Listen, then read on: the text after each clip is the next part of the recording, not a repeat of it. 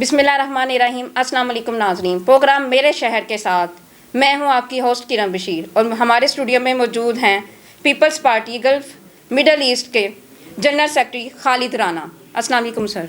हाँ जी, वालेकुम सलाम। सर, मेरा पहला आपसे ये सवाल है कि मुल्क की सूरत हाल के मुताबिक PDM में मौजूद जो सियासी पार्टियाँ हैं एक साथ मशरूत हुई हैं, क्या आइंदा में भी ये एक साथ रहेंगी?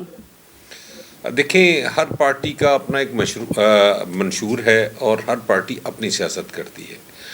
ये एक टारगेट बेस्ड इत्तेहाद था जिसमें ज़ाहिर है एक अपोजिशन थी, अपोजिशन ने एक इत्तेहाद बनाया और जो हमारे ख़्याल में जो इमरान खान की हुकूमत थी, तहरीक इंसाफ की हुकूमत थी, वो अपनी नाअहली की वजह से, अपने तकब्बुर की वजह से और अपने इनएक्सपीरियंस की वजह से उन्होंने जो पाकिस्तान की मईशत का हाल किया है, जो पाकिस्तान के ख़ारजा ताल्लुकात का हाल किया है, जो अदालतों को का बुरा हाल किया है, उस लिहाज से तमाम जो दानश्वर लोग थे, जो पार्टियां थी, वो ये चाहते थे कि किसी तरीके से इस गवर्नमेंट को यहाँ से रोका जाए ताकि पाकिस्तान जो दुनिया भर में नीचे की तरफ तनज़्ज़ुल की तरफ जा रहा है, हर महकमे में, हर जहत में, उसको किसी न किसी तरीके से स्टॉप किया जाए और स्टॉप करने के बाद इसकी इकॉनमी को बचाया जाए और आवाम पे जो महंगाई का अज़ाब आ गया हुआ है उन्हें उससे निकाला जाए। तो ये एक पॉइंट एजेंडा था जिस पे तमाम पार्टियां इकट्ठी हुई हैं, लेकिन ये ज़रूरी नहीं है कि इत्तेहाद सियासी तौर पे बरकरार रहे।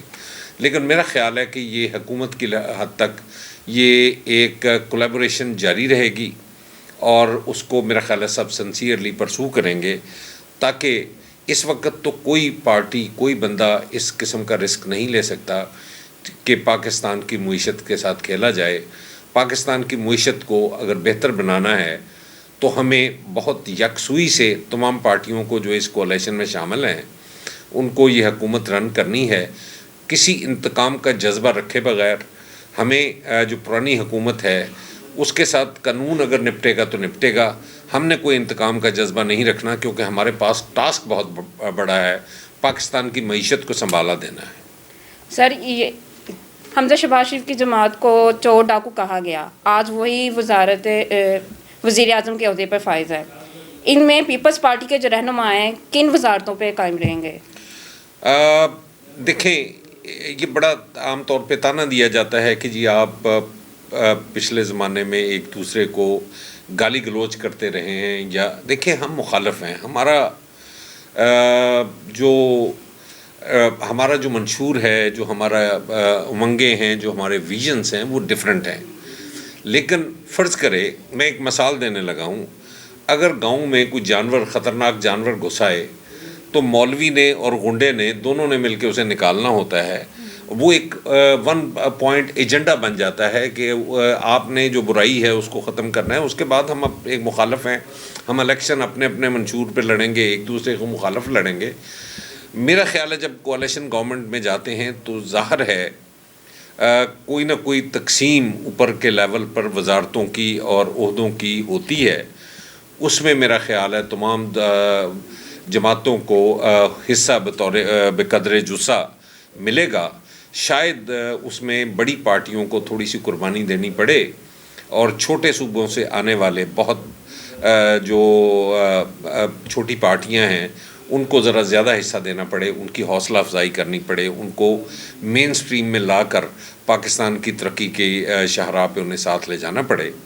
इसलिए मेरा ख़्याल है जो पीपल्स पार्टी है, पाकिस्तान पीपल्स पार्टी, वो वजारतों की तकसीम पर कोई मेरा ख्याल है मसला क्रिएट नहीं करेगी, लेकिन ये फार्मूलाज शायद तय हो चुके हैं। यहाँ पर मैं आपसे क्वेश्चन ये करूँगी कि जो बिलावल भुट्टो हैं, पाकिस्तान में ज़्यादातर उनकी लाइफ नहीं गुजरी है। आप लोग ज़रदारी के साथ साथ बिलावल को भी सपोर्ट कर रहे हैं। आपको लगता है कि वो इतना काम कर पाएंगे पाकिस्तान के लिए?